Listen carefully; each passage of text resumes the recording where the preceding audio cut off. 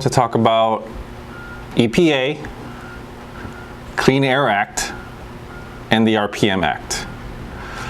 So in the last couple of weeks, the social media has been very active in sharing the RPM Act and what is happening right now. So I just wanted to make a video of this and kind of explain to you exactly what is happening right now in our industry for aftermarket automotive parts. So EPA has taken the Clean Air Act a step too far. Basically, they're saying we are no longer able to take our street cars and modify them to become race cars. I'm not talking about just modifying your cars with regular exhaust systems and intakes. They're actually talking about people who take their cars to the track on the weekends and register their vehicle as race cars. So SCCA Spec Miata series, gone. You just can't do it because the car was actually not manufactured to be a race car. It was manufactured as a standard street car. So according to the EPA and what they're trying to push right now, you no longer can buy a $2,000 Miata, turn it into a spec Miata and go racing on the weekends. So how does this affect everyday people, you know, like us that actually just do aftermarket mods just because we want to personalize cars a little bit? Well, this is where it starts. They start by taking down the weekend racers. EPA has been cracking down on exhaust companies, turbocharger companies, supercharger companies. So they're getting to a point where they're not allowing us to upgrade our turbos, put superchargers on our big V8s. So no more performance mods. So our billion-dollar industry of aftermarket parts just gone like that. Your hobby just gone like that.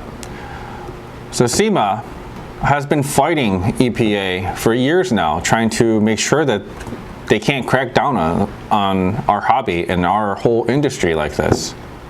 Because honestly, if this industry, one of the biggest industries in the world, gets crippled by EPA, the whole economy is going to get crippled.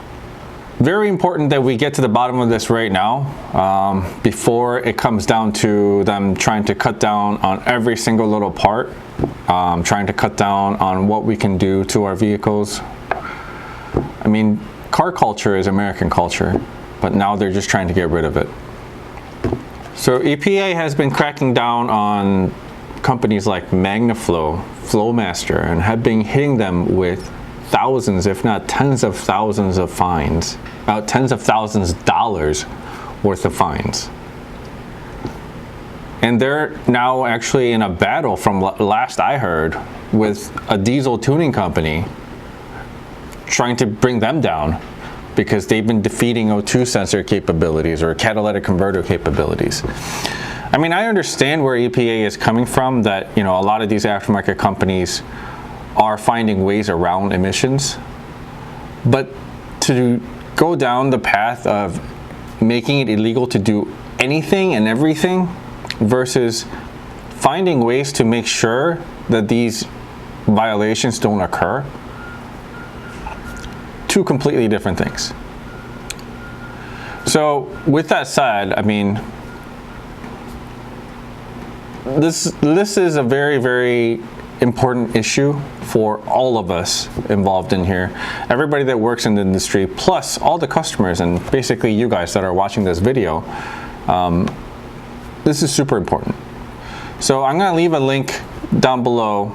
It's a link directly from SEMA's website where you can go and actually put your name in the hat for a petition to make sure that the RPM Act gets passed with bipartisan support.